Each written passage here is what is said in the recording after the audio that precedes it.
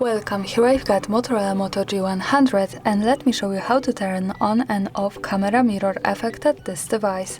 So let's start by tapping on camera button to open it, and for now we are on standard photo mode. From here let's go to right corner button so we can open camera settings, and now at the second place we have photos category, so let's pick it. Here we can find selfie photo mirror option, so by using the button from the right we can easily turn on and turn off camera mirror effect as we need, and when we want to use this we have to remember that this only works for selfies, so we have to simply change back camera to the front one by using this button from the left. And that's all, thanks for watching, subscribe our channel and leave the thumbs up.